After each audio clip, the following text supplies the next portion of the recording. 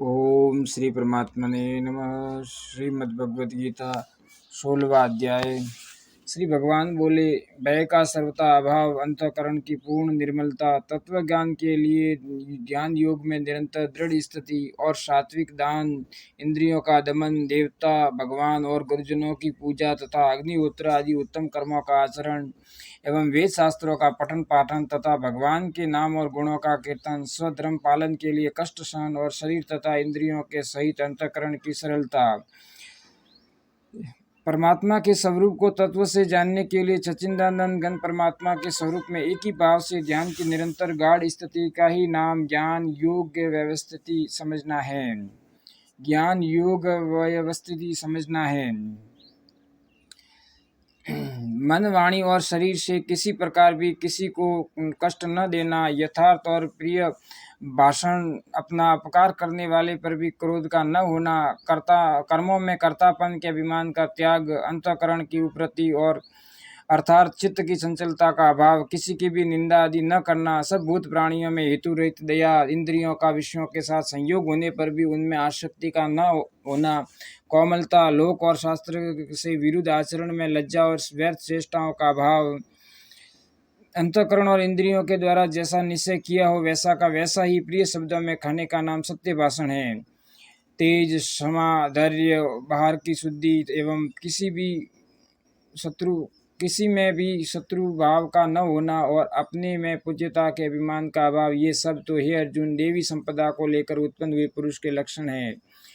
श्रेष्ठ पुरुषों की उस शक्ति का नाम तेज है जिसके प्रभाव से उनके सामने विषयासक्त और नीच प्रकृति वाले मनुष्य भी प्राय अनन्याचरण से रोककर उनके कथनानुसार श्रेष्ठ कर्मों में प्रवृत्त होते हैं।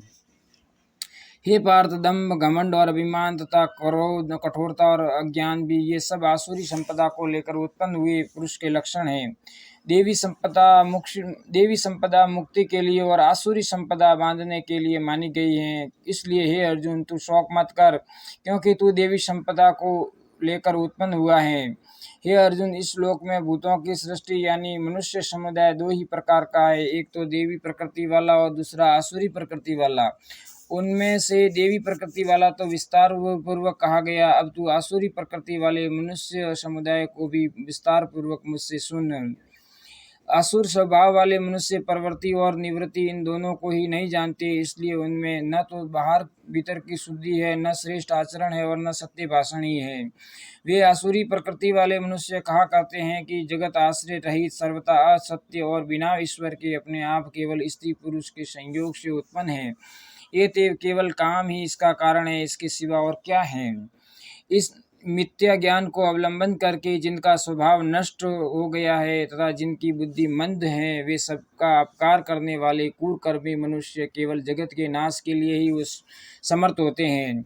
वे दंभ, मान और मद से युक्त मनुष्य किसी प्रकार भी पूर्ण न होने वाली कामनाओं का आश्रय लेकर अज्ञान से मिथ्या सिद्धांतों को धारण करके और भ्रष्ट आचरणों को धारण करके संसार में विचरते हैं तथा वे मृत्यु पर्यंत रहने वाली असंख्य चिंताओं का आश्रय लेने वाले, विषय भोगों के भोगने में तत्पर रहने वाले और इतना ही सुख है इस प्रकार मानने वाले होते हैं।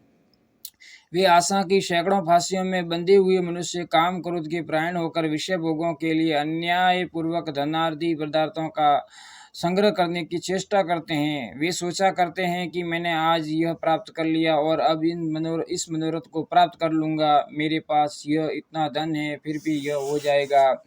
वह शत्रु मेरे द्वारा मारा गया, उन दूसरे शत्रुओं को भी मैं मार डालूंगा। मैं ईश्वर हूँ, ऐश्वर्य को भोगने वाला हूँ, मैं सब सिद्धियों से युक्त हूँ और बलवान तथा सुखी हूँ।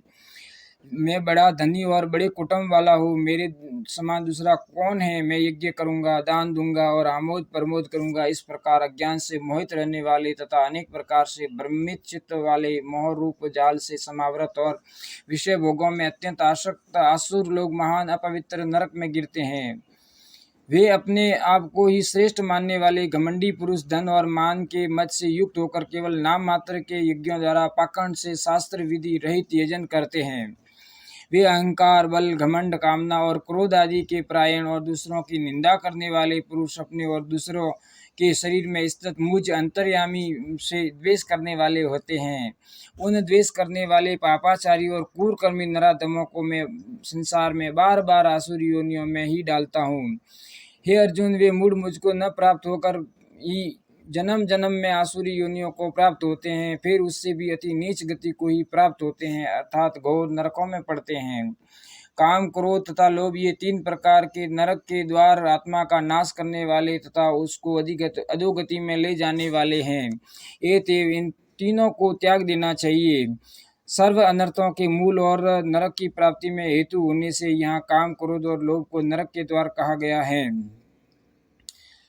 हे अर्जुन, इन तीनों नरक के द्वारों से मुक्त पुरुष अपने कल्याण का आचरण करता है, इससे वह परम गति को जाता है, अर्थात मुझको प्राप्त होता है।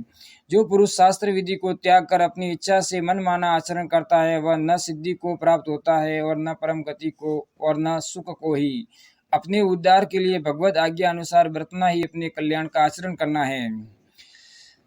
इससे तेरे लिए इस कर्तव्य और अकर्तव्य की व्यवस्था में शास्त्र ही प्रमाण है, ऐसा जानकर तू शास्त्र विधि से नियत कर्म ही करने योग्य है। ओम तत्सदिति श्रीमद्भगवद्गीता उपनिषत्सु ब्रह्म विद्यायां योग शास्त्रे श्री कृष्ण अर्जुन संवादे देवासुर संपद विभाग योगो नाम 16वां अध्याय। अगर भक्तों आपको ये चैनल पसंद आए तो लाइक करना, सब्सक्राइब करना और ज़्यादा से ज़्यादा शेयर करना।